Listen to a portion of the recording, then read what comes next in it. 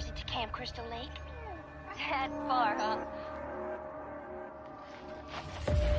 Good to Camp Blood, ain't ya? You're opening that place again? Camp Crystal Lake is jinxed. Never come back again.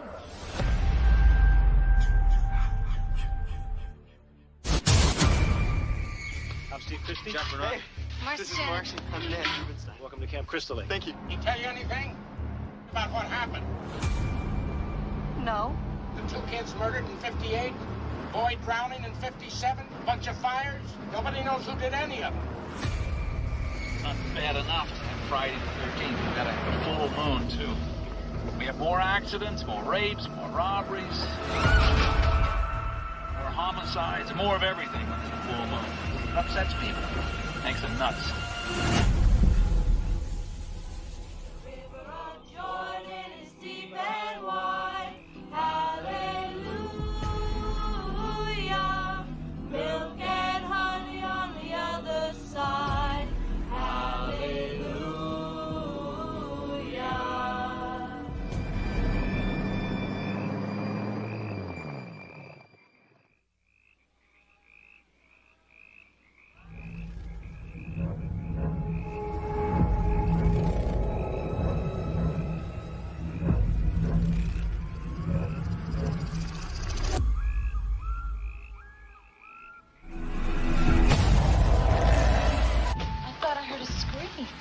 I better take a look.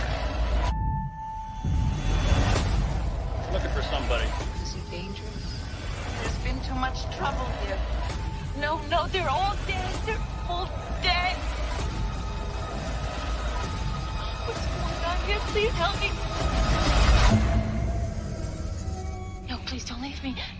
They'll kill you too.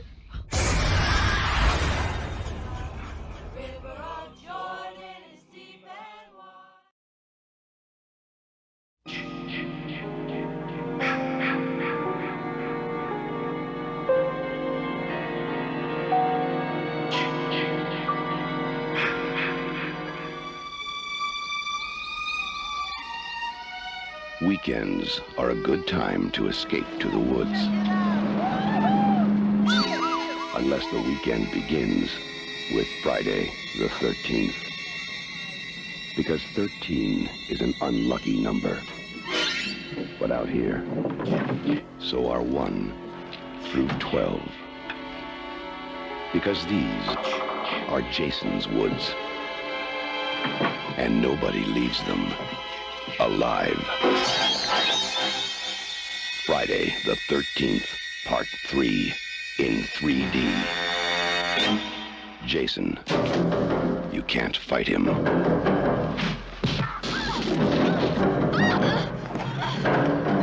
You can't stop him. And now, you can't even keep him on the screen. Friday the 13th, Part 3 in 3D. Now, when it comes to killing in Jason's woods, Jason will come to you. Friday the 13th, Part 3 in 3D. A new dimension in terror. It will scare you.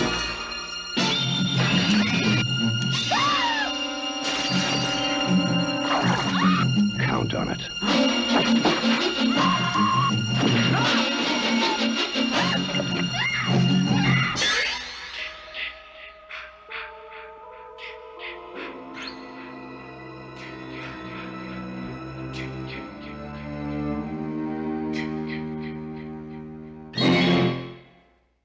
If you dare.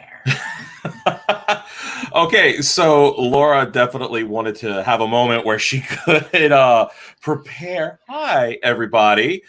Welcome to our first episode. This is Random Fandom. First off, let's go around and introduce everybody. My name is Shaun. This is my lovely wife, Laura.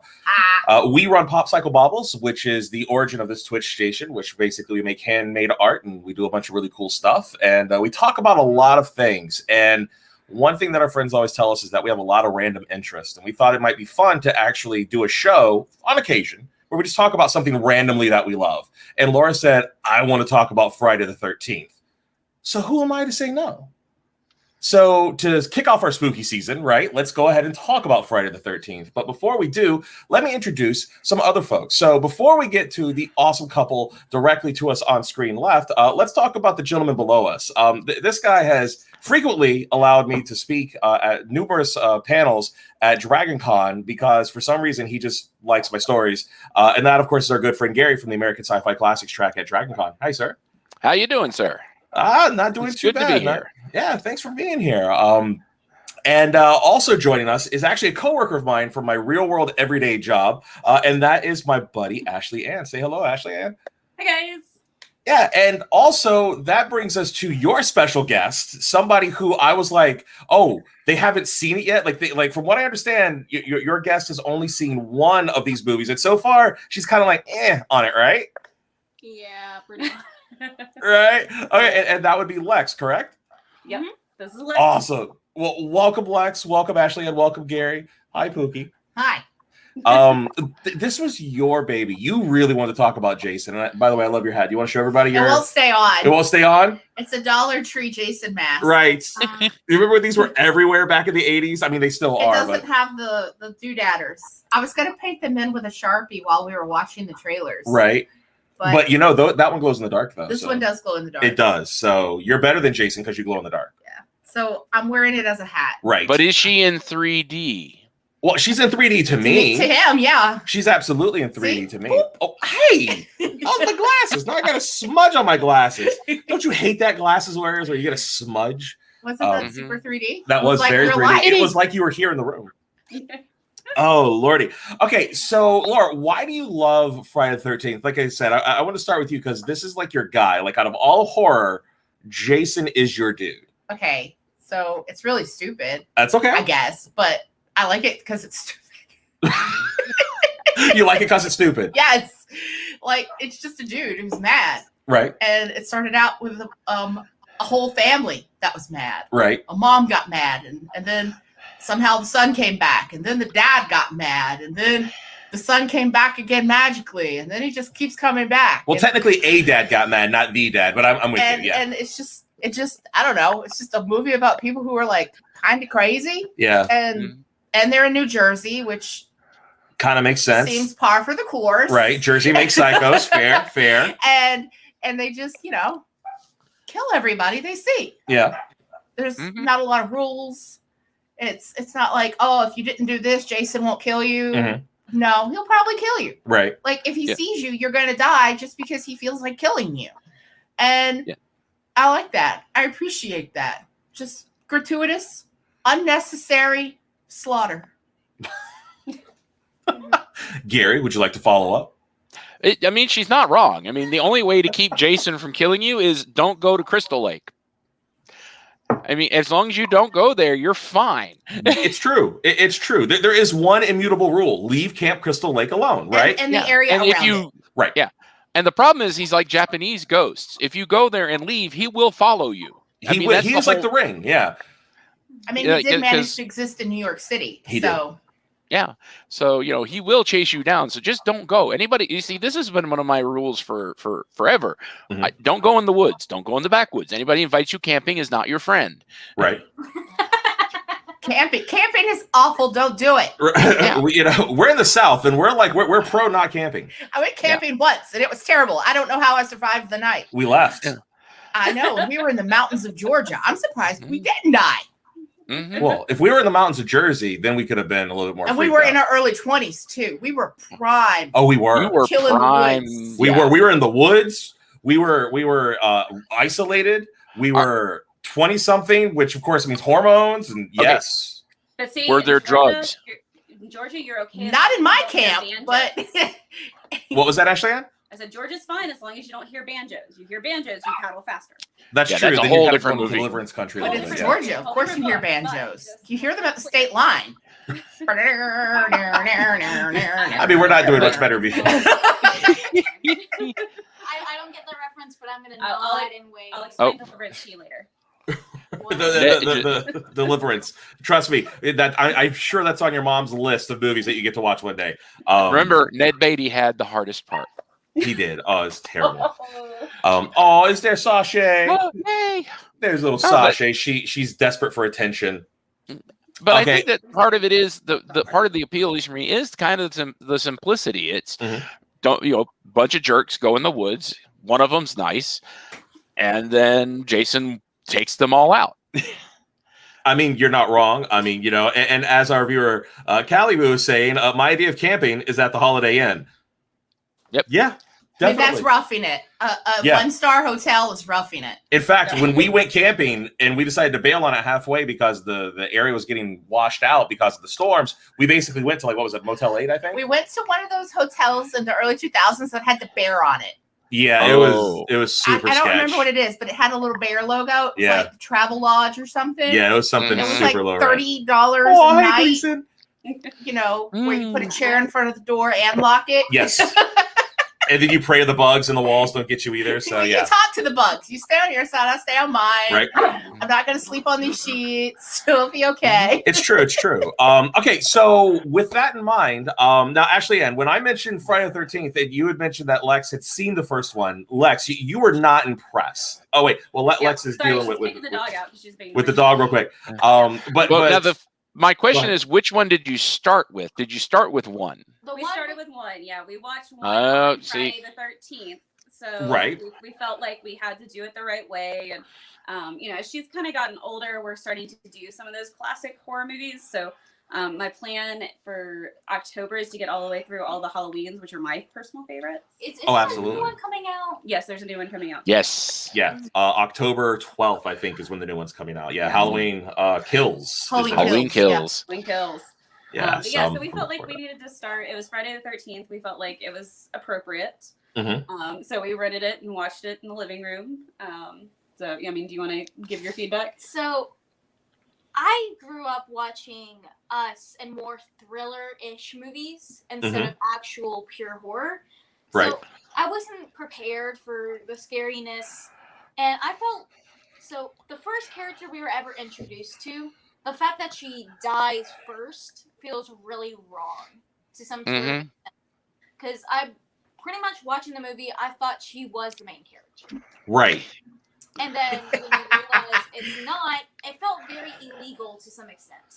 It felt illegal. No, the only main character in a Jason movie is Jason. Jason. Yeah, I think that goes back to everything Laura was saying. Like there are no rules, and that's kind of what's great about it. But at the Mhm. same time, if you grow up with Jordan Peele and kind of these logical steps that everything Mhm. takes, it can seem a little weird sometimes. So Yeah, this is the Wild West of. Okay, so for context, Lexi, one thing that's really interesting about Jason and the Friday 13th series, especially the part one, was they designed that character, the very first kill, to be the Janet Leigh character from Psycho. So, have you seen Psycho yet?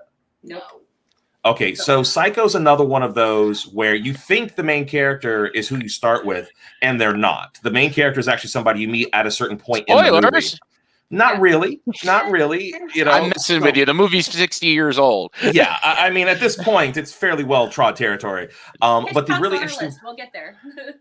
right? So, but honestly, Psycho is one of my favorite like horror franchises of all time. Like every Psycho movie, I think is like perfection, and we should talk about it one day. But they wanted to mimic that Psycho kind of thing, where they wanted to get you amped up about a main character, and they wanted to pull the rug out from under you.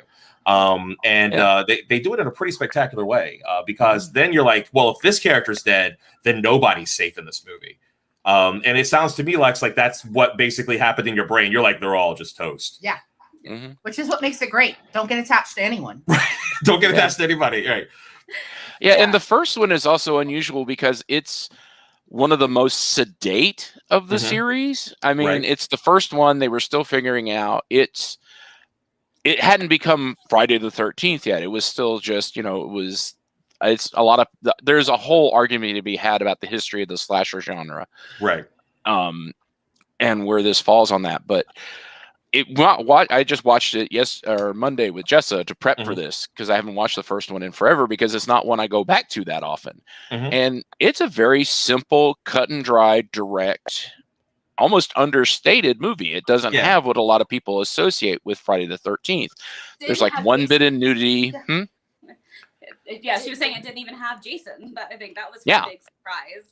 Yeah, I mean, seriously, for a series that's built on Jason, you have the big surprise, which, of course, if we can go into show this, is the big killer of the entire show is the mom. Yeah, it's freaking Pamela Voorhees, and you don't even see her until the last 7 minutes of the movie. Like, she's not even in the flick. Yeah, she's a POV cam. Seriously, it is quite surprising when she shows up. That is one of my favorite things about the movie is you're trained watching these kind of movies, trying to figure out, okay, who's the killer? Right. And when it gets down to the end, when it's our lead girl and that last guy, you figure, oh, well, then it's got to be the guy. And then all of a sudden he's dead. And you're like, oh, my God, what the heck? Yeah. Everybody's dead. Who is it? And you have no idea what's going on at that point. And the girl's freaking out. I mean, by the end of that movie, basically every character you've been introduced to is just straight up dead. And then here comes this, supposedly good, kind-hearted person checking you out. I've heard screams. Are you okay? I'm fine. They should. Right. And she just is completely psycho. They should have never opened the camp. And it's a bit of a mind screw. It's true. You really shouldn't open camps. No summer camps. No summer camps. Ever. Yeah. Anywhere. And if your friends start dying and someone comes to check out what's going on, you kill them. Yeah. But I mean, okay, Gary. It also plays hold into you to that. Too. Go ahead, Ashley. We've been so schooled in the horror genre. And I mean, let's be honest, something like 95 or 96% of serial killers are male, so we kind of have that statistic in our favor. But I think, this was interesting because you would never expect it to be the middle-aged white lady. Right. Yeah. I mean, seriously, she's like in she's in a cardigan. She's in a cardigan, and she's like, which by the way is complete BS because they're trying to portray this as the beginning of summer and she's in a cardigan, right? In Jersey. I'm like, there's no way she's in a cardigan. Clearly you filmed this in the fall, but that's okay. We'll forgive that. But I mean, she's trying to be nice and and then she just completely off her rocker. I mean, just completely nutty. But it's a wonderful twist that I think, even though it's the only one that doesn't have essentially a hockey-faced Jason or some variation thereof, it sticks with you. Machete. And I think that's what makes it cool. Yeah. Yeah, she was saying it's also missing his giant machete too. Well, mom does get killed with the machete at the end, but it's a regular. Mom does get size decapitated. machete. She does. She gets decapitated. Yeah. That is the one thing that. Oh, sorry. Go ahead. Go ahead, Gary. Oh, I said the main hallmark of the series that this one has is the gore, because Tom Savini was proving himself, right? And when they let him go wild, they did. And which they should always do. They should, and that's the horrible part is that at the time, in 1980, all the way through until the early 90s, there's this decade, the golden age of horror, they call it, where they just basically they broke down walls of what they could do with special effects, and ultimately created these amazing like practical effects of people just getting knocked off in all these different ways, and they would make them as crazy as possible because they knew they would get hit by the MPAA. And Paramount and the production companies never kept all that footage. They basically just got rid of it. So it's lost to the annals of time. Like, we'll never get that back. But by the time you get to the 90s, they figured out, well, hey, we could just release a non-rated version on VHS and then, of course, on DVD and blah, blah, blah. We're never going to get that. We're never going to get a completely uncut version of basically Fridays 1 through 9. That they just don't exist. And that sucks. And I really wish we could see them. What's funny is, as popular as the first one is, it's not even the best one. It really isn't. And actually, that's why we're here, because part of my theory tonight is our job, mine, Laura, Gary's, and Ashley Ann's, is to give Lex a reason to go back to Camp Crystal Lake. Because, it's a double-edged sword, Lex. On one side, it's really going to get a lot worse. The quality of these movies dips significantly. Are just a boat that was near Crystal Lake. Right. You don't even have to be at Crystal Lake. Well, we'll get to that. Remember, we will. So you have really a dip in quality as far as a lot of the movies go, but you're going to have some really great bright spots. And Laura, when she started getting into horror about 7-8 years ago, when we really started to kind of get you into the horror genre, Nightmare on Elm Street, Summer Child, yeah, Nightmare and Friday the 13th were two of like the sacred calves. Like, I don't know if I can watch these movies because I think they're going to scare me. And the way I got Laura to start watching the Friday series was I said, you're not rooting for the teenagers. You're rooting for Jason. Mm-hmm. And as soon as she realized that these characters are paper thin, they're not meant to really be that sympathetic. They're just there to kind of get plowed through.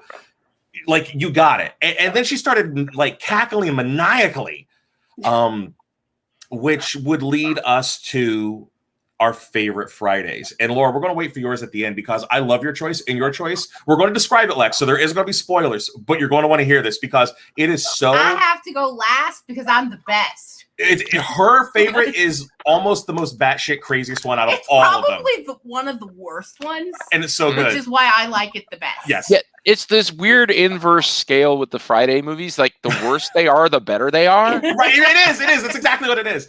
It's already such a bad idea anyway. It's like just to go out and just be as crazy balls to the wall as you can only amplifies. Yes. The story. Honestly, and that's true. The more you just kind of swing for the fences, actually, the better the result is. Mm-hmm. And if anybody out there watching has an opinion or wants to throw in their hat, their favorite in the ring, let us know. We'll talk about that a little bit. But I would like to start with Ashley Ann. Out of all the Fridays, like, what is your favorite Friday the 13th and why? See, I'm a purist. So, okay. When it comes to any of these franchises, I always love the first ones. Like, I find myself kind of gravitating back to it because, kind of like you said, there's something that kind of gets lost as you go along. And I kind of like the idea of, these directors and artists kind of finding themselves and then seeing what it turns into, whether it's Friday the 13th or Halloween or Star Wars or, whatever it is, like there's some kind of purity and beauty that is in that first one that you lose because it's not original anymore. And, most of these things that we find in these franchises and things that we still love, this was in 1980. So, God, 41 years later, yeah, we don't talk about that. We just, but you get two more movies without, because that one's not even Jason at all. So then you get the next movie with Jason and then the next movie without Jason. Well, sort of. Yeah. Yeah, it's Jason. It's no Jason, Baghead Jason. Then we get Hockey Mask Jason. Right. Then we get Sam, I call Corey him Feldman. Sam Jason. Yeah. Then we get Corey Feldman Jason. Feldman in the movie with Jason, and then we get it's 5 when we hit fake Jason. Yeah, we get Psych Out Jason. We get Roy Burns. Paramedic, the crazy paramedic guy. And then we get super undead Jason. But we'll get to that. There are a lot of, like I said, there are a lot of ups and downs. So one thing I like about this, especially, and I like to target this at Lex right now because I believe that teenagers need to rediscover the Friday the 13th franchise in general because there's a lot of fun humor in these movies. And I think one of the things that people never understood when they were watching them, outside of the first one, is that they're meant to be funny. Like, they are meant to be intrinsically It would funny. be disingenuous to try to make it serious. Yes, the first one is a legit. I mean, yeah, you know, pun intended fully. Pun intended, yeah. You know, absolutely. And I mean, I think when you're talking about that, you have to take that into account. These are meant to be funny. The first one is the one that's trying to take itself seriously, and I think the final product reflects that. It is much more of a whodunit. It's much more of a, you know, well, why is this going on and whatnot. And when the reveal happens, you're like, okay. But as soon as that little boy jumps out of the lake, that's it. You're in camp territory. From that point on to all the way to the present, there is nothing subtle about these movies. Yeah. Also, And what's so wild is that was a throw it in. That was an idea they came up with like that day. And if they hadn't come up with that, it'd be a one and done movie. Wouldn't that be so weird? But what's up with Jason's face? Like, okay, so well, he was supposed to be like deformed. No one could decide. He started out as a normal boy, then he became a deformed boy, and then he became. Okay, so I have an answer to this. Whatever he was, when he got green gooped. Right, we'll get there. He wasn't weird looking in that one either. But, like, is he inbred or something? Is that the idea? Is that Jason is a product of inbreeding? So the story, because we actually just finished watching Camp Crystal Lake Memories, and they went into big detail about all this.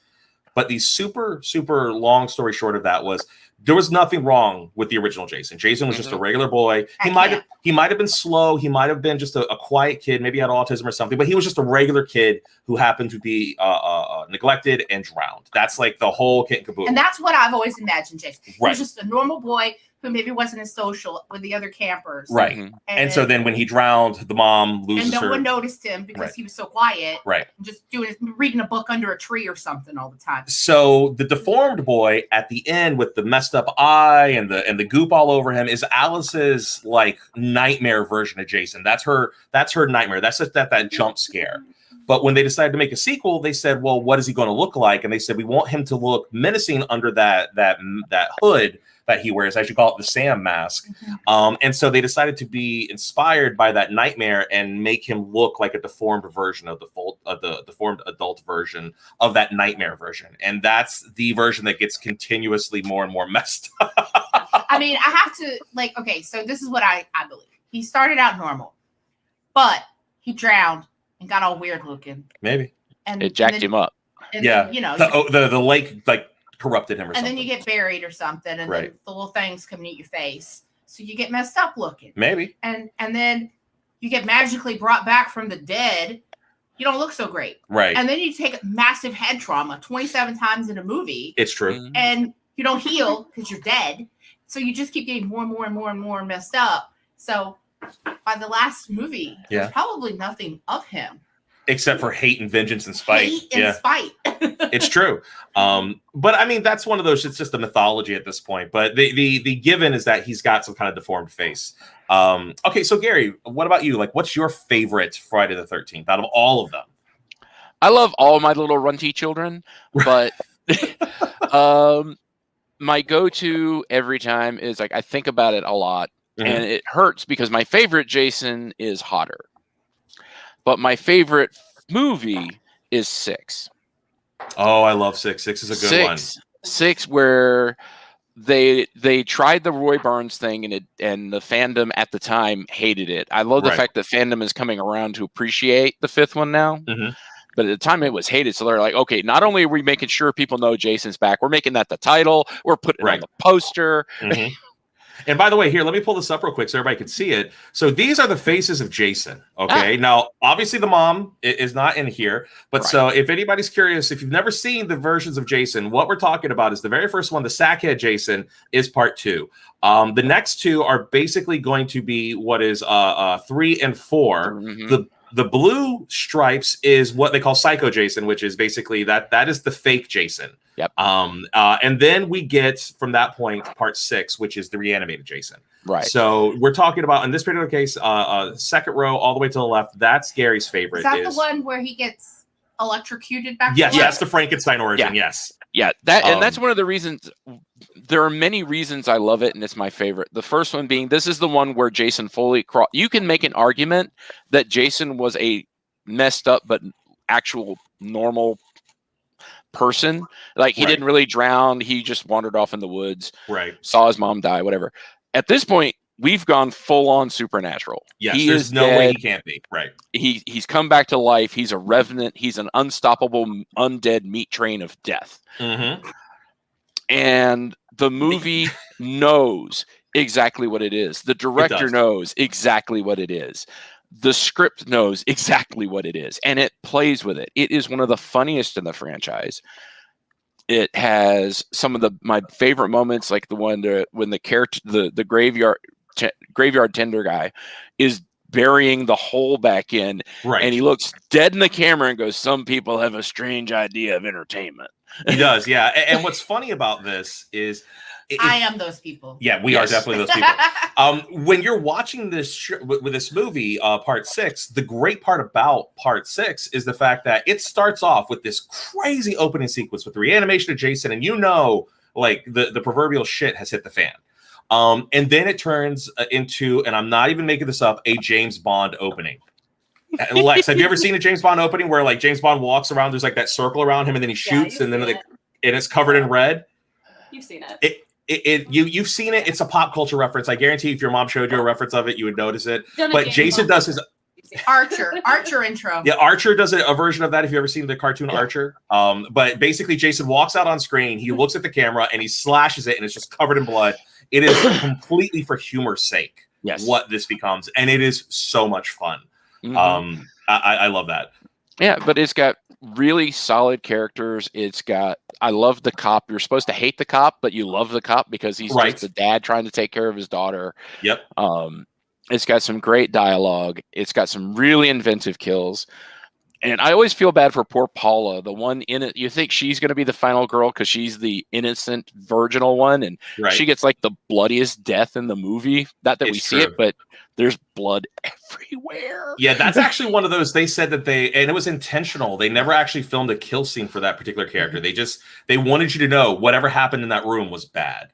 So like the walls are just painted with blood, and you're like, oh, that poor girl. And this girl is like, this is the kind of girl that I would have hung out with back in like grade school. Like we'd all be at the library together, and we'd be talking about our favorite like Dungeons and Dragons books or like whatever, right? And we want to talk like we're cool, but we all know that we're secretly geeky and we're okay with it. Like this girl offed so hard, like it's not even funny. Which is again reinforcing Laura's original assessment, which is don't go to Crystal Lake or you're just toast. Yeah. And this is also the only one in the franchise where Camp Crystal Lake is an actual camp.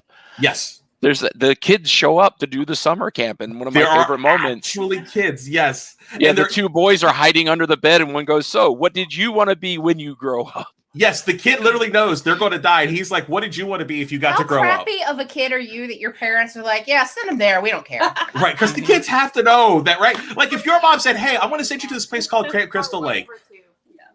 Right, like Lex, if your mom said, "I'm going to send you to Camp Crystal Lake next summer," it's had a sketchy reputation in the past, but the new people are really good, and I think you're going to have a good time. Would you not just like peace out and like just start like walking the train rails and stuff? Like, nope. Like, just...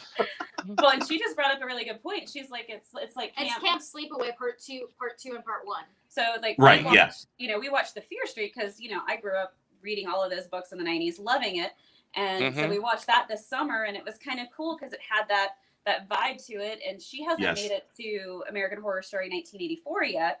Oh, so good. Like, that's the amazing thing about these franchises is even this many years later, we're still drawing on it, pulling inspiration, making nods, and tipping our hat. And it's funny because one of the things that Gary brought up, like all this stuff that's not explained, like it's not, we don't ever really know the true story behind what Jason is. Right. Jordan Peele made this movie, we'd never let him get away with it. Like, no, absolutely not. You have to clarify it. Like, it would turn into an M. Night Shyamalan movie where you're like, what the hell just happened? And nothing makes sense, And so, like, it's really cool because we're willing to forgive it back then, and we love it for that reason. But today, like, the standards are so different. You wonder how it would fly, if it were introduced today and how people would react to it. But it's I think that's part of the beauty of this is magic. That it's the time it was made, and it's also we have to remember that everybody else that this was a formula that nobody knew what the slasher genre was going to be. I mean, at this point, you had a couple slashers in the 70s. You had the giallo movies from Italy. And Halloween really gave you the prototype as far as like what we consider the modern one, even though there are some that predate that. Mhm. But, you know, Jason was like the first one to say, well, okay, that worked. How can we now start to build on that? And even then, you know, the Friday the 13th movies didn't figure out that Jason was the draw essentially until part 3. They knew that he was going to be the killer in part 2, but they didn't realize what kind of an icon they were making until they gave him that hockey mask in part 3. Yeah. You know, and that's the thing. You don't see the hockey mask until the 3rd freaking movie. You know, imagine that. Imagine you having the one of the most iconic characters of all horror, right? The Wolfman, Frankenstein, but you don't introduce that version of the character into the 3rd iteration of your movie. Yeah. That's insane. It's like the first 3 Godzilla movies being about the science police. Right, yeah. Like it's the true. Blob without the blob. Like, what? Yeah, right. Like, Mothra doesn't have Mothra in it. You know, it's like, woo, the pets are having fun. Yeah, but it definitely was the one that I love the way TV tropes puts it. It's the trope codifier. It wasn't the first, but it's the one that went, okay, these are our rules, and it's the one that everybody rips off. It really did kind of codify it, because at that point, even though they had not made the rules yet, you know, basically once he got the hockey mask, 3, 4, and even 5 really said, this is how we're making Friday movies. You know what? I think rules are dumb. They're made to be broken. Which brings me to my favorite Friday the 13th. And this is actually a really close tie. I'm always back and forth on this one, but it always gets away because I've always described it as to my friends as one of the very first superhero movies ever made. And it's Jason versus Jean Grey, aka the Phoenix from X-Men. I'm of course talking about Friday the 13th, Part 7, The New Blood, which in my mind also has the best Jason of all time. And if you don't believe me, let's go back to the chart. That's the one with the psychic girl, right? That's the one with the psychic girl. Now that's going to be on the Jason second versus Carrie. It's Jason versus Carrie. He's got this cracked mask. You can see that he's got like bones and splinters underneath. He's got a chain around his neck because he's been in the ocean. He was strapped underwater. He was trapped underwater. Yep. I mean, he is gnarly in this movie, and he is gross. And he is just a machine. And this is actually the first time we get Kane Hodder as Jason. And this is a big deal, Lex, because Kane Hodder... He's your favorite one. Yeah, Kane Hodder became the Jason actor. Robert Englund is to Freddy what Kane Hodder is to Jason. Nobody can do Freddy Krueger like Robert Englund. And I hope I said that right. I might have said that backwards. But Kane Hodder... And people tried. They tried. And they ended up having to stop production and wait for Robert Englund to show back They up. did, actually, and not to get off on a tangent, but yeah, Nightmare on Elm Street Part 2, they said, oh, we don't need that guy in the mask. Let's just get somebody. It's just a guy in a mask. And within like 3 days of filming, they realized they had made a mistake, and they paid Robert Englund whatever he needed to come back and play Freddy. Can't work. Yeah, and so Jason became Kane Hodder. I mean, that really is where he and they went through so many Jasons. So there was one movie where it was just one Jason for the intro. Yeah, that literally. I think it was, what was it? 3 or 4? It was the paintball intro. Yes, that's right. It was the paint. Yeah. That was the paintball intro. 6. Yeah. He was 6. He was a grip or something. Right, because the guy that they had as a stuntman wasn't doing a good job, and they had to bring in another guy. And I think there was 3 different Jasons on that one. Yeah, he was playing around with the role, but they didn't like the way he moved. Right. So he did the intro, and that's it. Yeah, basically, yeah. But he did the intro and the paintball scene, and that was pretty much it. Right. But going back to 7, though, Kane Hodder finally becoming Jason, something he does, and you'll notice this when you get there, Lex, is he starts to move in a completely different way. One thing that Hodder is known for is the fact that he is what we like to refer to as a full body actor because he's a stuntman. So he doesn't get a chance to show his face because he's always in like 19 layers. I have a little bit of a crush on him. This is the first time hearing of it in America. But he really, because he's like super hardcore. He's seriously, this guy looks like an MMA fighter. Burned on half his body. Yeah, he did a stunt back in the 70s where he actually burned I think 2/3 of his body. So he's got like scar tissue. Massive scar tissue. Yeah. If you ever meet him, he's constantly wearing gloves. Right, but he's also apparently like one of the nicest guys on the planet. It's like super hardcore. So yeah. Right, he's a teddy bear. But one of the things I think is interesting is that he started to act with this body even though Jason's basically Frankenstein's monster at this point, where he's reanimated and he's supernatural, he starts breathing in this way that is just terrifying. He'll just walk and he'll And his whole body moves in like this really just creepy, like he creaks. Like when he breathes, they actually put like creaky noises into his bones and stuff. And you can see his spine off the back of his jumpsuit. Oh, it's gnarly. Yeah. The reason he's my favorite is you can always tell exactly what Jason is thinking. Yes. You can tell when he's puzzled. You can tell when he's having fun. Like you can tell when he's pissed. It's true. And you're part of it is that the breathing is part of it. It's just like, it's like, yeah. Oh, yeah. You can't even see his face, but his posture. Yes. And his breathing, like, the way he holds his head. Mm-hmm. Like he does things like dogs do. Yeah. Just. And of course, his enemy in this one, at this point in part 7, The New Blood, they have done every single version of the final girl that you can think of. We're talking about they've done the pure girl. They've done the girl who you wouldn't guess would be the girl. They had the survivor girl. They had the one that just won by blind luck. They had the boy. Tommy. Yep. They had Tommy the boy. They had like 5 people surviving. Girl survivability based on their sex life is total BS. It is. It is BS. Smash the patriarchy. Right. But that, unfortunately, this is not what happens during the Friday the 13th movies. So you get this character, this version, like Gary said, it's basically Carrie. So she's psychic. And so she's picking up all of this bad juju from Jason. And she thinks it's her father who died there years earlier. So she tries to bring her dad back and inadvertently resurrects Jason with her psychic powers. Like it's a common mistake. My dad, Jason, my dad. Right. So she brings him back and then she realizes now she's connected to him. So as Jason is just tearing ass through the freaking forest, I mean, he's just ripping people up. All her friends. All her friends are just getting just diced up. She's like, I gotta fight him, but she has to basically unlock this power inside of herself. So Phoenix Force. As the movie progresses, she becomes more and more like the Phoenix. And by the end, I'm not even kidding. There's an explosion that is so big they destroyed 3 cameras. And the therapist that kept showing up, that was so creepy. Oh, he's so bad. We were like, please die. Yeah, when the therapist dies, he dies at such a. Oh my god, I just wanted that therapist the whole time because he was so creepy. Yeah. Evil Fraser Crane is like her nemesis. Like Jason is just like this force of nature. Like the girl's actual nemesis is basically evil Fraser Crane. Yeah. And again, that might be a dated super reference. Creepy, but like in so many ways. Yes. Ugh. But ultimately, that puts Jason back at the bottom of Camp Crystal Lake by the end of 7, which, amazingly enough, 3 of the favorite movies, 6, me being 7, leading to Laura's pick, which is Manhattan. That's right. Friday the 13th, part 8. Jason Takes Manhattan. Okay, girl. Even though the title is misleading. Oh, it's misleading. Girl. Okay. I'm going to let Laura tell you, but it's not what you think it is. You think it's Jason in New York for an hour and a half. But Laura. You think Jason Takes Manhattan. Jason doesn't do anything in Manhattan except stroll through Times Square and kick a boombox. He does. He's just. I think he's one of the funniest moments in the franchise, though. It is. It's one of the funniest freaking moments. But honestly, tell them. I think he's just confused because he's just a simple boy from the woods of New Jersey. Mm-hmm. He's never seen the big city and lights and this many people. I think he's overwhelmed like a tourist. So do you think he's like, oh golly, tarnation? I'm in the city. I think he's overwhelmed. By the lights and the noise and the people, and he's gone into sensory overload, and he doesn't know what to do.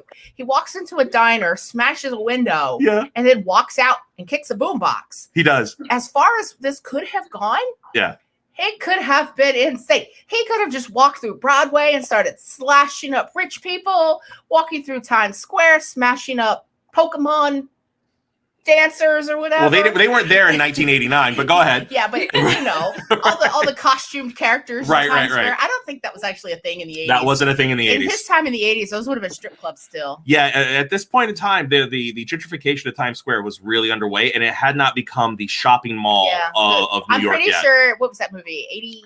New York was still dangerous. 90? Was that 90? What this movie was filmed. This film, it was 88, I believe.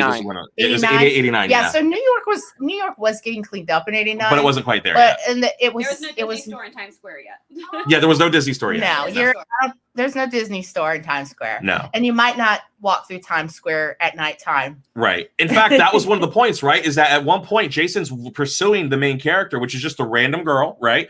And he sees this boombox on a trash can that's in his way, and he just launches this thing to the moon. He just kicks it, boom, and it gets out the way. And so there are these 3 Hispanic guys. I call them the Vatos, and the Vatos are like, hey, man, those are our tunes, you know? And so he turns around and without doing anything, just lifts up his mask to let them see what he looks like.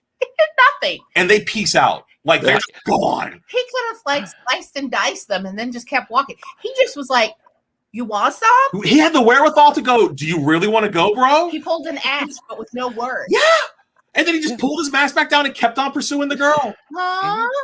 But again, it's that he has his target. He does. They were not his target. He gave him a chance. But in no other movie does Jason care. No. Everyone is a target. But because in all the others, they've gone to the camp. He got to New York and got distracted, and he was just like, I'm going to lose focus. Right. I don't have time for this. It's Carry true. it on. But so one of the great things about Jason Takes Manhattan, which Laura loves, and we've gotten off topic because we went straight to the Manhattan part, is that the name of the movie is Jason Takes Manhattan. Out of 88 minutes of this movie, like 63 of them take place on a boat. On a cruise ship going. Yeah. Yeah, exactly. Why? Okay. It's Jason on a boat. What they had to figure out was how do we get Jason in from a lake in the middle of Jersey to Manhattan? And so they theorized that there are tributaries that lead out of the lake, go down river until you get to the ocean. Okay. Which, okay, I'll give you that. Or the river. It was a river. Right. It was a river, whatever you want to call it.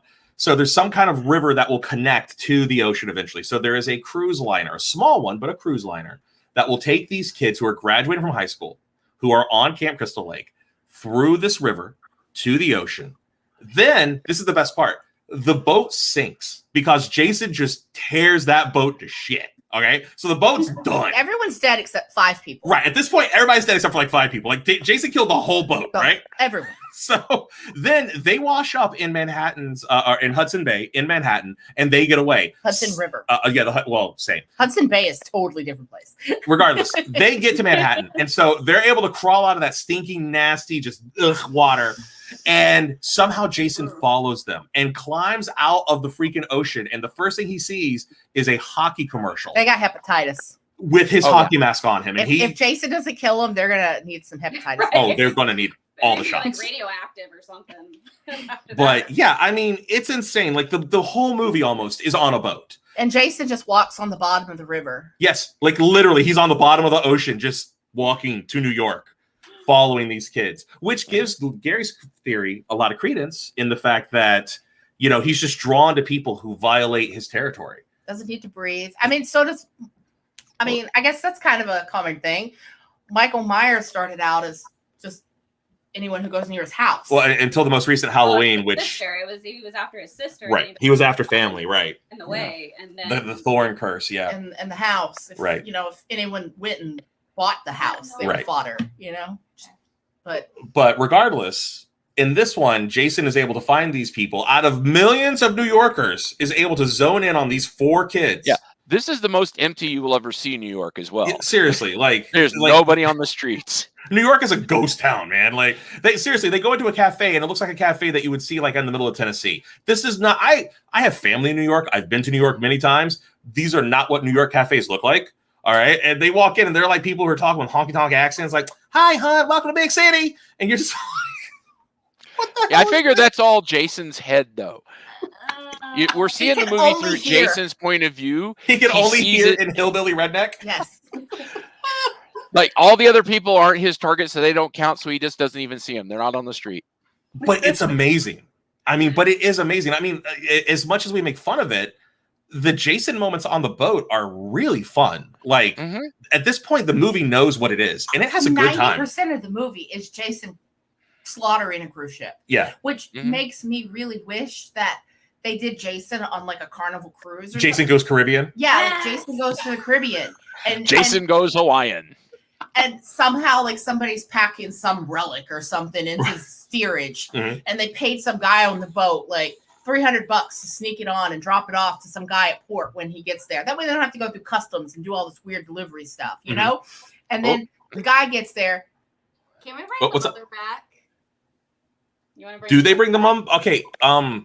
She makes a really cool cameo in part 2. The original actress does make a really cool cameo. In a flashback. Well, no, because it's the mother is talking. But we don't want to give that away because that's actually a really cool moment. Yeah, you're right. It's not really a flashback. It's you have to see it. Yeah. Yeah, and she pops up in sort of in Freddy versus Jason. Yes, there is, but it's not the same actress. But at it's that not point. the same actress, no. Yeah. Who also only took the role because she had to make a house payment.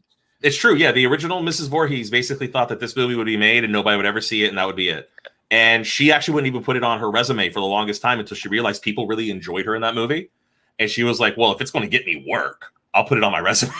So, make a couple house payments, yo. Right, seriously. I mean, that's basically how it went, right?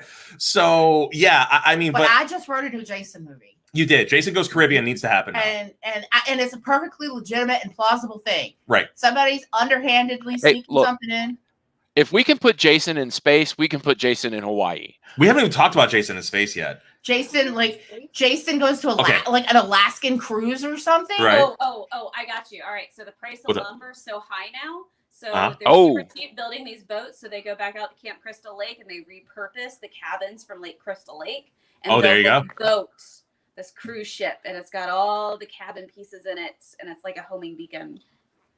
And Jason just starts walking down to the Caribbean because he wants to get that wood. It just ends up like he ends up in a storage container. Antique wood is actually worth a lot of money. Like people buy antique barn wood and stuff. So they sell all this wood off to a whole bunch of like fancy yuppies in Chicago who rehab $1 billion houses. So there's like 5 houses in Chicago that have this wood in the walls. And so Jason takes a flight to Chicago because he smells wood and starts rampaging through Chicago. And no one notices because it's Chicago. Because it's Chicago. All right, Shaun S. Cunningham, we know you're watching this. Get in touch. Shaun S. Get in touch. We got you. We got it. Okay, Lex, you had a question. Can someone pull a King Louis III and take the mother's head and has it as a relic in their closet? That could work. That was Louis the 16th. Was it the 16th? Oh, I thought it was the 3rd. No, it was the 16th. There is a talking head. There is a talking head motif in part 2. The talking head actually is a motif in part 2. So you actually do get that. By the way, excellent literary reference. Mm-hmm. I appreciate your literary references. There is a talking head, but it's not exactly what we think. Right. What does it mean about me that I thought she was making a Madagascar reference? I mean that you want to move it. You like the Mercat movie? Yeah.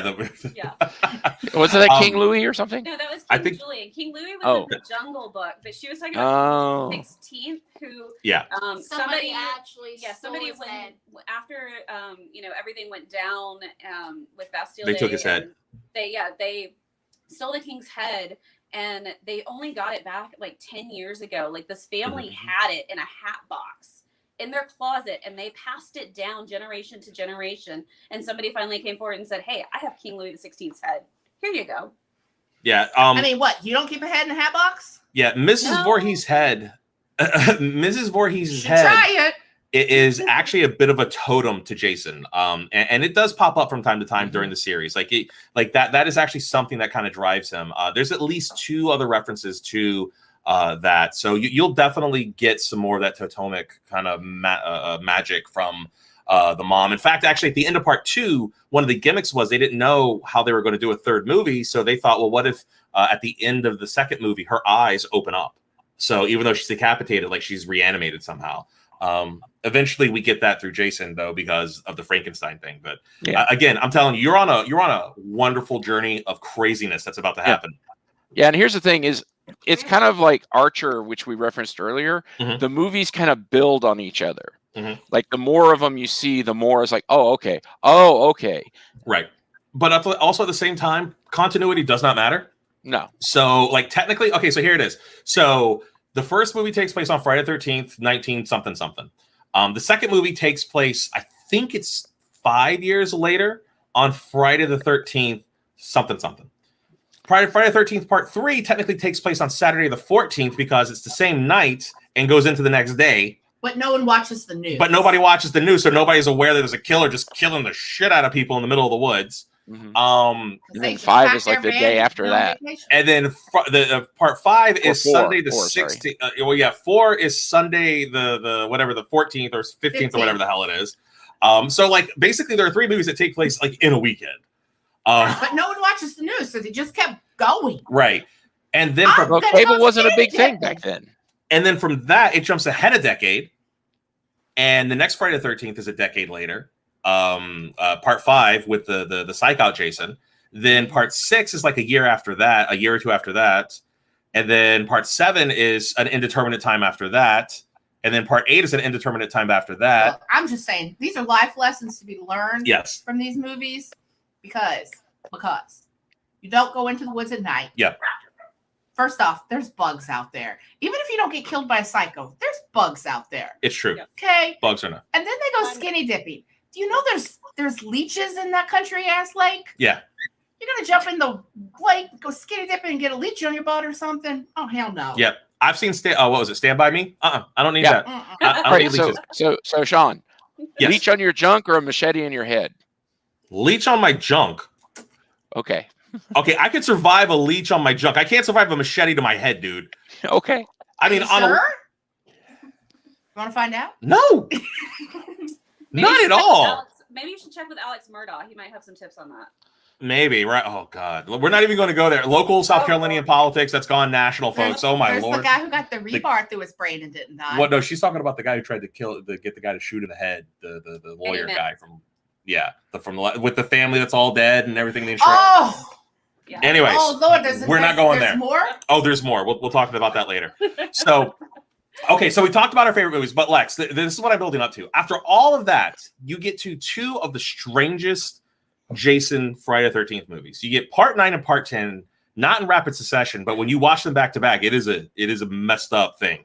Part 9 introduces the fact that Jason is supposedly hell's born assassin, and he is basically the hate and vitriol of all of hell in one person, and that this hatred can be passed on. So he gets blowed up at the beginning of this movie. It has one of the best openings in the series. It has a fantastic opening. I'm not going to spoil the opening for you at all. It's amazing. But he gets blowed up, and I mean literally exploded. Okay?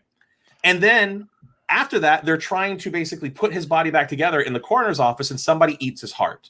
And so the essence of Jason jumps into that person. And so now Jason's essence is jumping around from person to person as he's basically tearing ass back to Crystal Lake because he has a long lost sister. And only through the blood of another Voorhees can he be reborn. We're not going to tell you how. We're not going to tell you why. We're not. It's gross. It's net. It's. Ugh. But when you get there, it's all messed up, and it has one of the best returns of Jason because essentially there is this weird immaculate birth that happens, and Jason sprouts out of the ground, fully born, in his coveralls and hockey mask on, like nothing happened. Like a mandrake root. It's not like a guy who just woke up and put on clothes. He literally just, boop, I'm back. It's so dumb. It's magic. Amazing. It's perfection and stupidity. He respawned. Isn't that what it would look like? He did. He had like a freaking a respawn, like in God of War or something. Yeah, I feel like that's exactly what it would look like if you actually respawned and you saw it. You would just poof out of the ground. Right, he was like, I'm back. Like in Jumanji, right, where they fall out of the sky, like boom. And I'll throw a little piece of trivia at you. It's with. I'm going to try to do it without being spoilery, but at the very end, that hand that grabs his hockey mask. Oh yes, Kane Hodder. That's Kane Hodder. Yeah. So he gets to play 2 icons. Yes. Yeah. So after that, Lex, and this is what you're building up to, because in my mind, Jason ends in perfection, and that is with Jason X. And Jason X is basically a movie that they made because they realized that at some point in the future, they were going to do Freddy versus Jason. It was a movie they were going to make. They knew it was coming. They just had no idea how long it was going to take to produce. So they said, let's just make a throwaway Jason movie. What can we do that would have no impact on modern Jason that would be fun for fans to watch? Let's put him 400 years in the future in outer space. That's it. It is literally Jason in space. And you get, and I'm going to pull back up the art here because you need to see it, okay? The Uber Jason. Third row, second one over, the metal mask with the red eyes. That is the Uber Jason. That is a Jason that at one point gets so messed up, he eventually is given nanotechnology because that's smart. Because that's smart. And he is turned into a cyborg Jason. Yes. Oh my God. This movie is so amazing. dumb. It's so good. It's so has one of my. There's this one Space Marine guy that he's like Jason stabs him from behind, and the guy goes, "It'll take more than that to kill an old dog like me." So Jason stabs him again. The guy goes, "Okay, yeah, that ought to do it." And he falls over and he dies. Yes. Oh, it's so good. There are actually 2 characters in that movie that get killed twice because one time they're in VR and it's like a holodeck, and so they get decapitated in the holodeck by Jason, and then the holodeck. But that was a brilliant idea. Yeah, and then the holodeck gets turned off, and they're still there, and they're like, "Oh crap!" And he gets them in real life. Oh, But that actually brings me to favorite kills. And I'm going to go first on this one since I brought us to Jason X, which is Lex. I don't know if you know this yet, but half the reason you watch the Friday the 13th movies is for the gory kills. And one of the best kills in all of movies is the liquid nitrogen head smash. That's not the one. I'm leaving you that one because you want it. I'm leaving the other one for Laura because I know Laura wants this one. This girl, she's a scientist. She's next to Jason. And at this point, we've clearly established that Jason hates many things. One is being around Camp Crystal Lake. 2 is being around Jason. 3 is being horny around Jason. And once you get to this point, it's going to be a whole thing. So there's literally a scene where like stuff is happening on the spaceship somewhere. Jason feels it in the Jason force and wakes up and immediately has to kill somebody because that's how Jason rolls. So Jason sees this regular girl who's just doing science next to a vat of liquid nitrogen, and he just grabs her and dunks her head underwater, just holds it in there until her face freezes, and then smashes it on a freaking table, and it's just like a hollowed out head. It's gnarly. It's crazy. Apparently, let it snow, let it snow, let it snow. Yes, she's the reverse Elsa. She's done. But apparently the special effect was so cool and people are so excited to see it that it's one of the few times where like other cast members on any Friday the 13th movie just stuck around to watch this effect happen. It also happens to be the last time Kane Hodder got to be Jason. So he'd done 3 movies consecutively. But this one, I love this one. I'm sorry, no, it was 4. He did 7, 8, 9, and 10. But okay, so I'm gonna go to Gary next because I know Gary has one queued up, and then I'm gonna come back to the ladies. I'm hoping he says it. Gary, what you got? It's really tough to pick because that one that you just listed is an amazing one. Oh, it's so fun. I love the kill in Freddy vs. Jason where he folds the bed in half. Oh yeah, the guy. Yes, the one that got censored. Yeah, it was too violent. Right. Well, no. You're thinking of the sheriff that got bent in half. Oh, the sheriff. Yeah, right. Oh, yeah, that one. Yeah, definitely. Right. But I think my favorite is, and they redo it in the holodeck. But there's this lady in a sleeping bag, and Jason just grabs the sleeping bag and beats her against the tree. And it was so violent that the MPA cut it down from like 5 or 6 whacks to just 1 good whack. And no blood. And no blood. But Kane Hodder threw out his wrist doing the stunt. It's one of the kills that everybody always talks about. And then when they did Jason X and they did the holodeck scene, they redid it so they could do the full version of it. Right. And it's hilarious in that one. And the funny part about that one is because there are holodeck characters in the sleeping bags, they never die. So he keeps beating them up against this tree, and they're laughing. They're supposed to be like nubile, and they're like, we love drugs and being free and carefree. So they're giggling as he's beating the living crap out of them against this tree, and they won't die, and it pisses him off. And so they think they're okay, and then he sees through the holodeck and he sees them and he's like, you. And it's like when the T-Rex in Jurassic Park 2 sees the scientist that stole the baby, and it's like, I'm coming for you.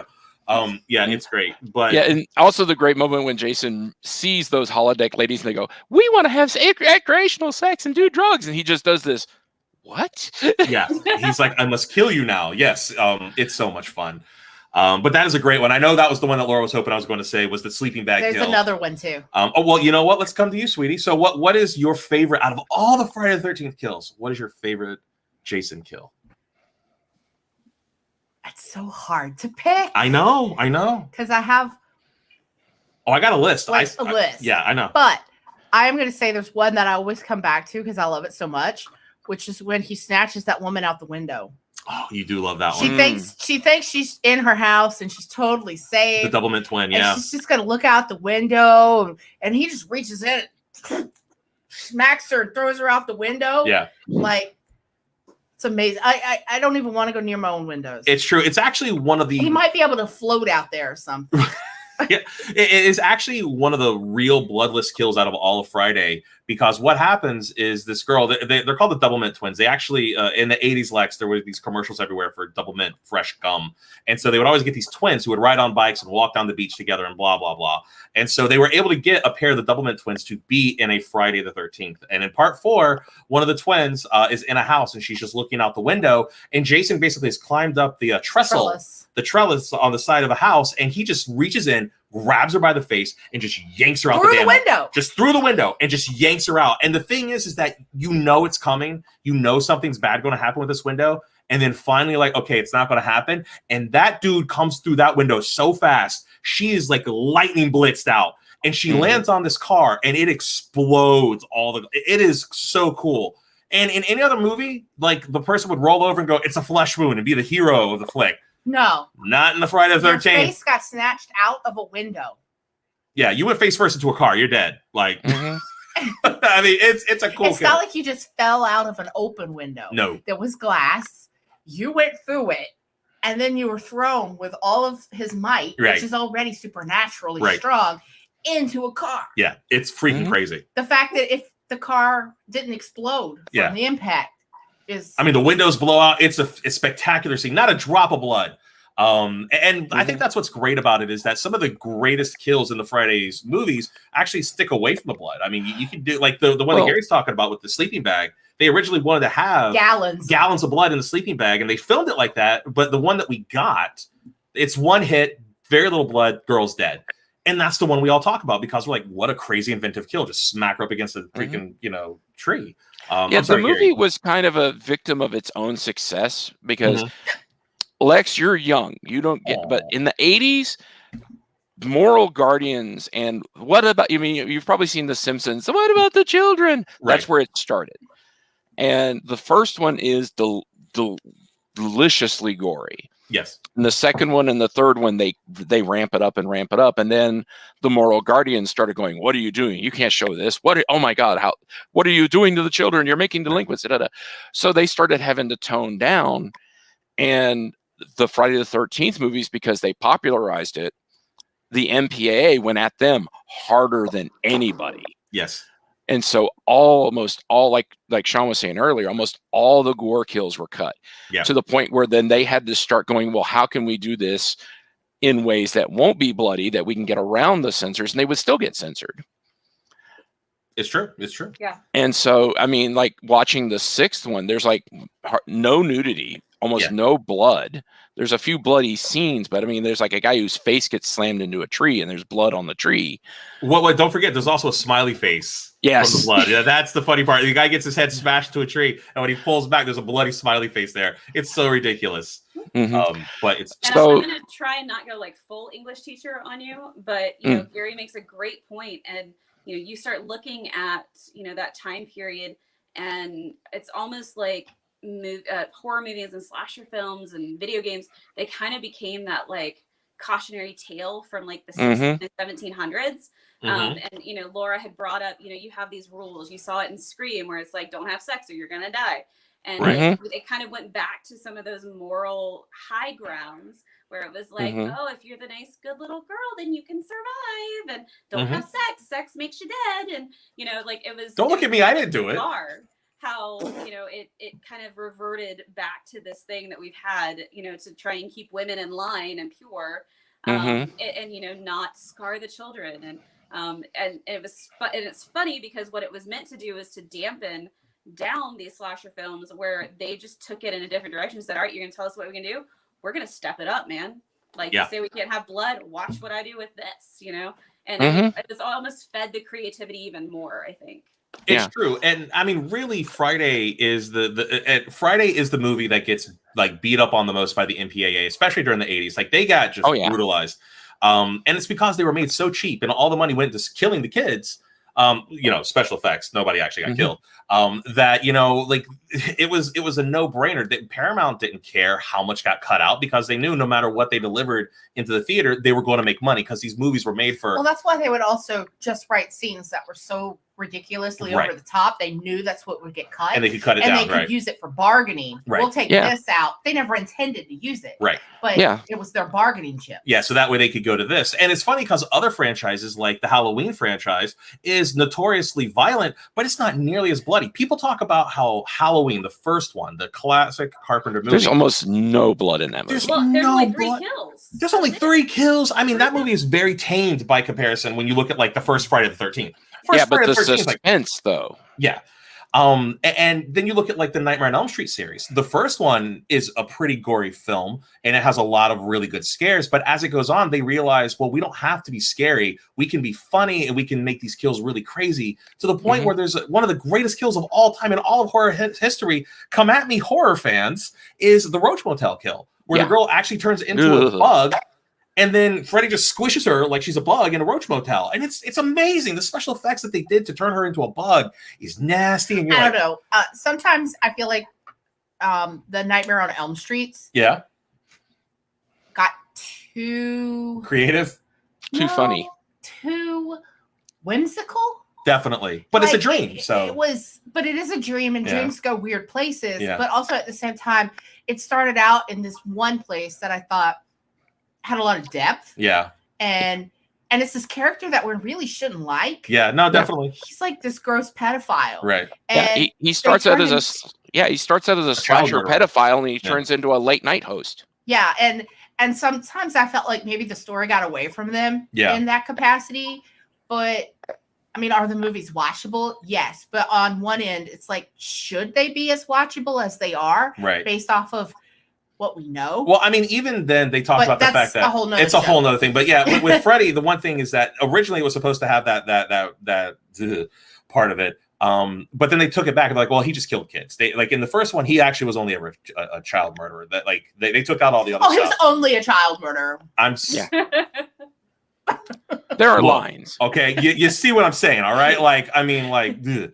But my point is that, you know, like they pulled back a lot of the gross sexuality of it because they're like, this is just a line too far. Because at that time there was stuff in the news that was going on where people were actually like, there were like these things that were going on. They're like, we can't put this in the movie. And then later the on, big audience for all these movies is teenagers, right?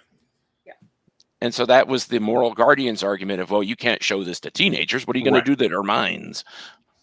And so when you look at something like the Friday films were basically a revenge story about a mom who was just trying to protect, you know, the legacy of her son. And then it became a complete slasher fest. I mean, so, you know, none of these movies really ever maintain the quality quotient as they spawn off. I mean, let's be fair. I mean, the first Friday the 13th is probably what anyone would do. Yeah. For their kid. I mean, if you're actually, they're like, you're just the slightest, if you're just the slightest bit like me, you would probably kill an entire camp of teenagers if they killed your kid. Yeah, you go off, yeah. You know, but you know that's kind of the. Aww. And Lex is like, strange woman, get away from me. I mean, it's like it's basically a John Wick film. Just yeah. You know what? In a modern sense, yes. Mrs. Voorhees. Someone get John Wick. Someone get John Wick a hockey mask. There you go. She's you know, and his little dog too. Oh my God, no! See, my husband made me watch John Wick and did not inform me. What happens to the dog? And spent the entire rest of the movie like having a panic attack, and I'm like, okay.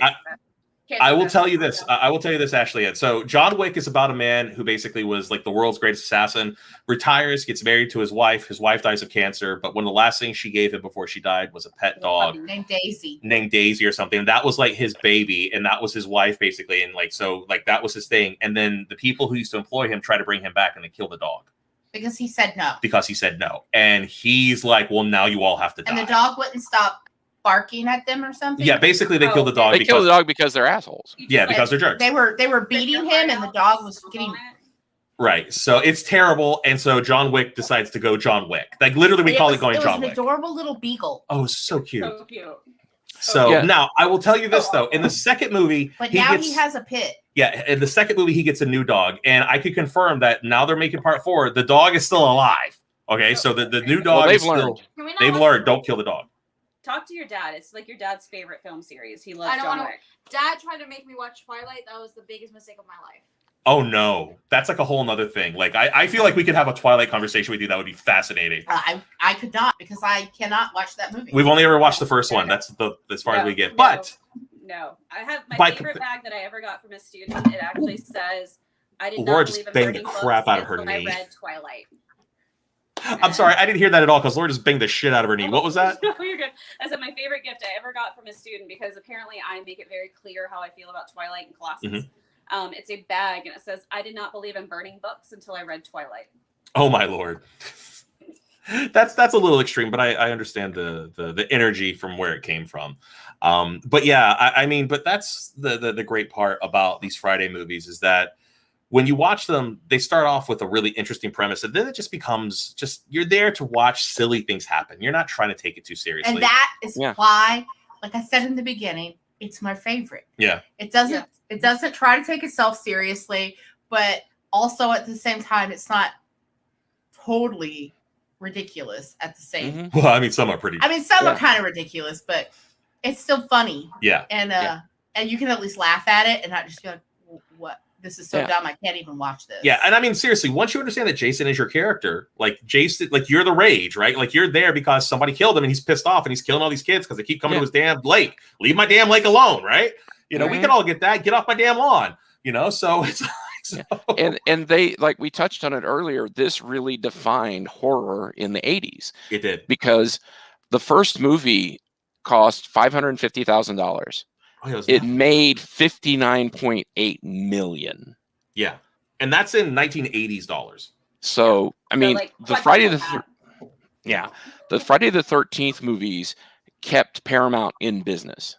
They did. Yeah. They have said, you know, they made a Friday the 13th movie every year so that they could make terms of endearment. And I think Laura brings up that good point because, and a lot of the reason why it has that fan base is because it was true to what it was. They never tried to be something they weren't. They embraced the camp, they embraced the gore, they embraced kind of the silliness and not taking itself too seriously. They know that we're not going to win an Oscar for this shit, right? Maybe some special effects and some like cinematography, maybe, but you know, for the most part, yeah, we're good. And it embraced that, and I think that's what the fans respond to. It's true, absolutely. You know what you're going to get, and you feel like, all right, they delivered. You know? Right. Yeah, and that's what all the ripoffs don't have. I mean, there are a few ripoffs that will hold their own. Like The Burning is pretty good. The Burning is pretty good, yeah. Sleepaway Camp has that twist, which I'm still not sure how well that holds up today. But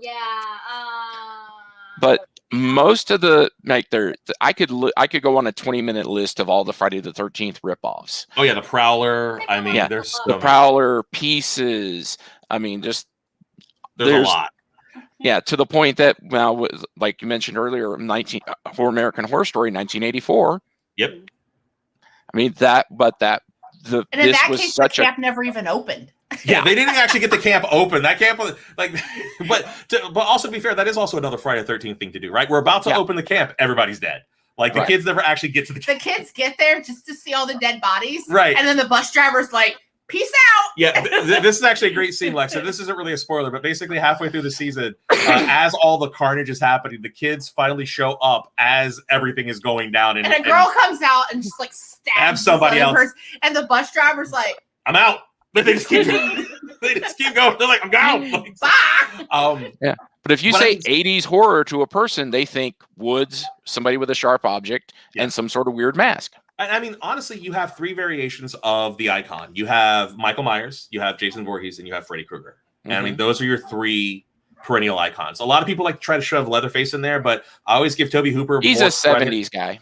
Well, I also give Leatherface is also not mystical. He's just a really crazy person. Well, I also give Tobe Hooper credit for the fact that when he made the sequel, the Texas Chainsaw Massacre Part 2, he knew that he was going to make a comedy. Like, he made a comedy in the second movie. And if you've never seen Texas Chainsaw Massacre Part 2, it is a wild departure from the first movie. Whereas when you watch the Fridays and you watch the Nightmares and you watch the Halloweens, those things came out every year. And they were evolving. If we're going to throw Leatherface in there, you got to throw like Baby and the Rejects. Rejects. Oh, you're talking about House of a Thousand Corpses and the Firefly Clan. Yeah, because if Leatherface qualifies in the same category as those characters, the Reject Clan 100% has to. Yeah. And personally, I find those movies more enjoyable than Texas Chainsaw Massacre. Never really liked the Chainsaw Massacre. You can just call it Chainsaw. They're I don't know. I thought they'd be more exciting. You know, when I was a kid, my mom made them sound like it was going to be this terrible movie that I couldn't watch because it was so gory. And then I watched it and I was like, yeah, there's nothing. This is the first one has the Halloween and Psycho problem. People think they're gory and they're not. No. Yeah, absolutely. And that's the thing. I think that when you look back on all this, you're really got to take that into context. Is that especially these early movies? Every once in a while, you're going to get one that's just absolutely just bonkers. Like the first Friday. I mean, if we want to talk bonkers, we need to talk about Art the Clown. But that's a whole other movie, a whole nother podcast. And I can't wait to see the next installment. The Terrifier, the new Terrifier movie. I've met that guy at Days of the Dead. He's creepy himself. I would never want to meet him. In fact, our next random fandom that we're going to be doing is going to be about some of the modern classics that have come out like in the last 10 years. The Terrifier will be on that list. You know it. The Terrifier is going to. We'll still be talking about that movie in like 20 years. Yes. What happened in that movie? And I felt like, honestly, nothing could faze me at this point. The Terrifier literally made me. Yeah. Actually, and this is the Tell best me Your way Next is in that list, too, because Your Next is fantastic. We'll have to put a list together and see. I love yeah. Your Next is a good movie. Movies for people who think nothing can scare them. Right. And that's like, something like that, a list like that. I think that'd be really cool. But one thing about the Terrifier that I tell people is that Terrifier is definitely a horror movie for horror fans. If you think that nothing's going to shake you and you're like, there's nothing they can show me that's going to make me squirm, there is a scene. And that's what they actually call it in this movie, the scene. And apparently the new one is going to up that. Yeah. I'm honestly literally terrified about what could up that.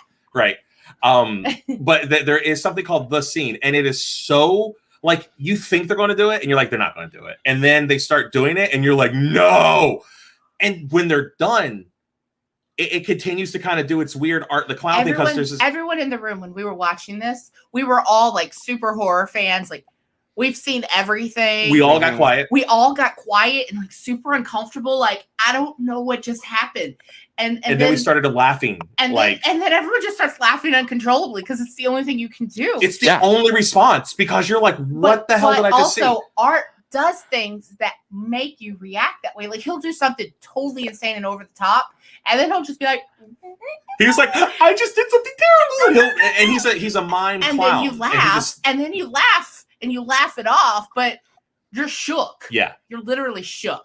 So, yeah, I think that would be an awesome next thing to kind of think about. Okay. Is movies that will shake even a horror fan. Yeah. What shakes you as a horror fan who's seen it all? Okay. What shook you? Okay. Tom Browning's First Freaks. Candyman was terrifying. Oh, this most recent Candyman, I have thoughts. So I'm going to tell you, when I was probably about your age. But we're way off topic now, and I got to start to wrap it up. I know, but I'm going to tell the story. Okay. I'm going to tell the story just because it's when I was about her age. I was at a slumber party. When I was your age. Okay. I was young once. You wouldn't know by these gray hairs.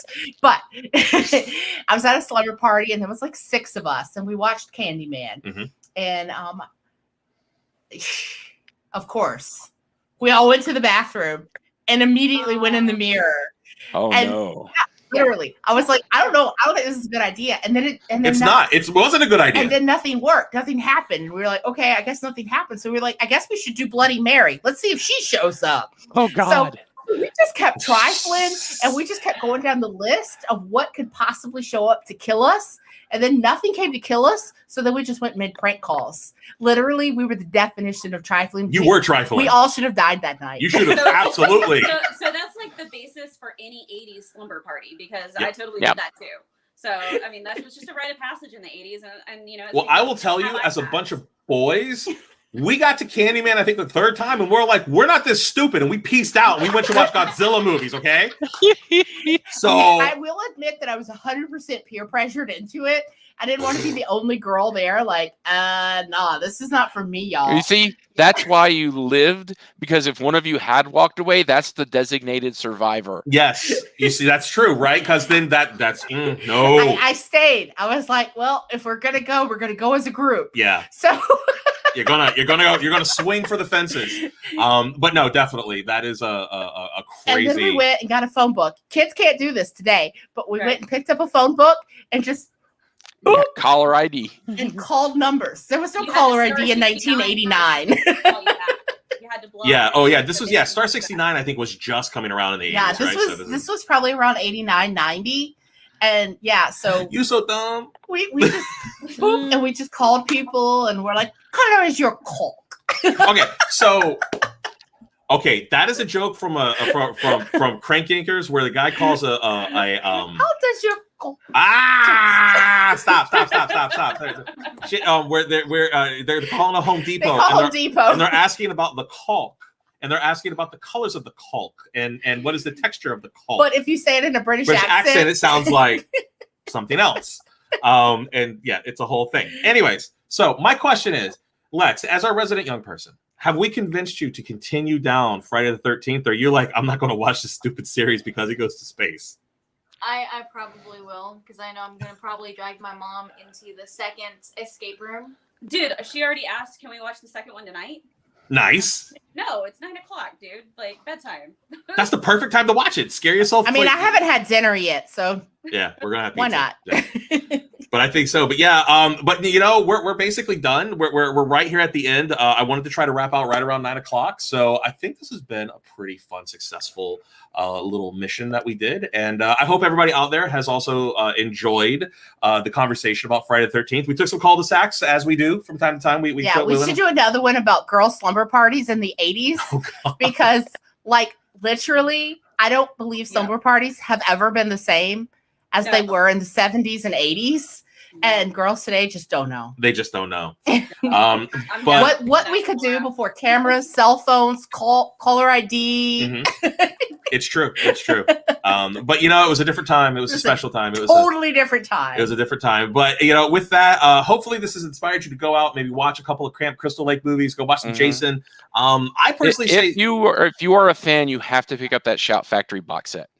Right. Yes. The Shout Factory box set is all the Shout Factory box sets. Oh, they're so good. You should just get them all. Shout Factory does amazing box sets in general. They're absolutely fantastic. They're the ones who did the wolf, the wolf soldier one. Dog soldiers. Dog soldiers. They did the dog soldiers. They did an amazing box set of Dog Soldier. Yeah, they did a really good restoration of Dog Soldiers.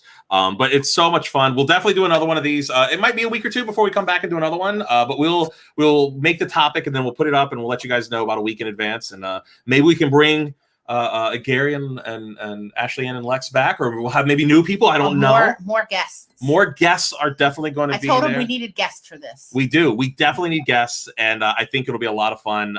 And my goal is having a whippersnapper's perspective is. I like that. I liked having. Yeah, I was like, I like the fact that we can get like a 14-year-old's perspective. Like, okay, you're literally the perfect age for horror movies. Yeah. That's How true. Does that sound? Like, this stuff will warp you for life right now. It's great. In the best possible way. The perfect ending for this. So we sat through the whole movie, and she's just pretty non-phased. She likes to do the kill count readings and stuff before she watches these movies, and so she kind of knows what to expect. And nothing really phased her too much. And then you get to the end, and she's in the boat, and all of a sudden, you know, and I mean, she jumped like a foot off the couch.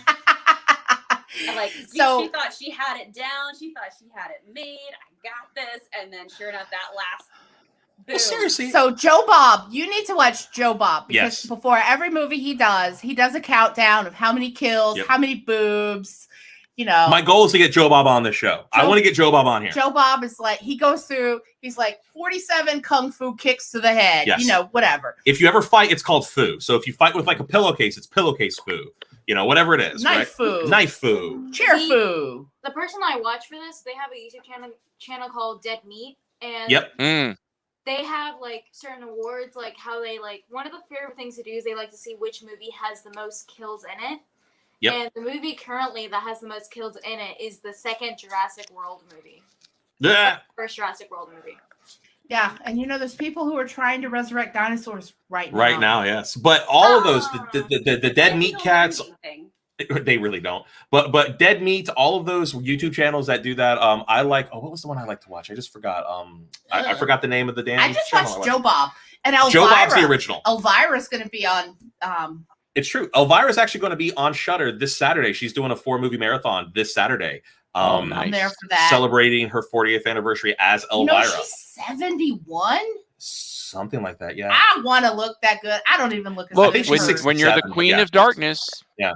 She's in her late 60s, early 70s. I'm X years old, and I don't even look that good. I like that. Yes, you are X years old. But yes, we will definitely do this again, and we'll bring everybody around. And I hope everybody has enjoyed this. I was going to say something. I lost what it was. Oh, at the beginning, Lex, I had mentioned that the reveal of Mrs. Voorhees was definitely a Psycho moment, right? Go watch the first Psycho. Yeah. Oh, it's still Actually, perfection. Psycho 1 and Psycho 3. Honestly, all 4 Psycho movies are fantastic. Psycho 4 is 4 the one where he's out of the hospital and he's trying to be normal again. No, that's part 2. Okay. Yeah, so basically, Psycho 1 is perfection in Hitchcock form. Psycho 2 is a sequel that should not work and works on every single level and is honestly one of the most heartbreaking movies you'll ever watch because it is basically a monster of their own making. Part 3 is a continuation of it, and you just hate to see it happen.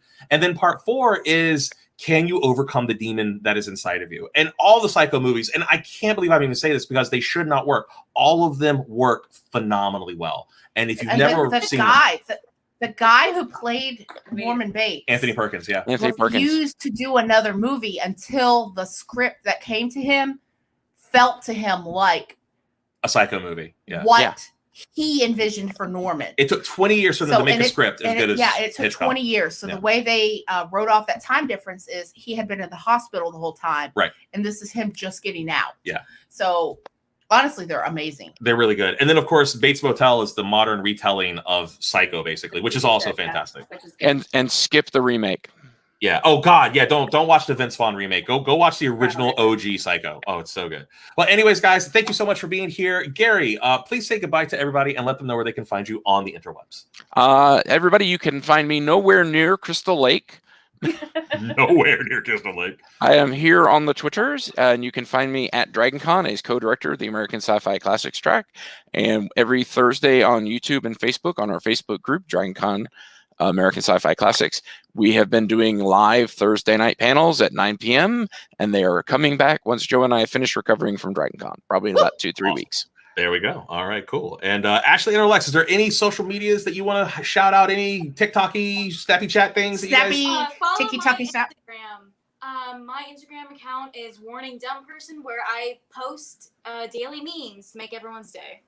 There you go. All right. And Pookie, where can they find you online? Nowhere. Nowhere. So not at Dr. Mrs. The Awesome? No, not there? No. Okay, so you can't find Laura at Dr. Mrs. The Awesome on the social medias. And you can't find me at Numa Z at all the different socials as well. No. And of course, you can find us here on Twitch and over on our Facebook page with all of our normal Pop Cycle stuff where we make art. Unless Jason comes and gets me. Right, unless we're talking about Random Fandom. Because I trifle often. We do. We trifle often. With that, guys, thank you so much for joining us, and we will see you on the next one. So until then, everybody stay safe, stay away from Camp Crystal Lake, and if you see a psycho with hockey mask coming at you, don't go skinny dipping. Don't go skinny dipping. Don't try to offer him his machete back. Basically, it's okay, guys. He just wants his machete. Just don't go camping, and we'll see you on the next one, guys. Bye. Bye, guys.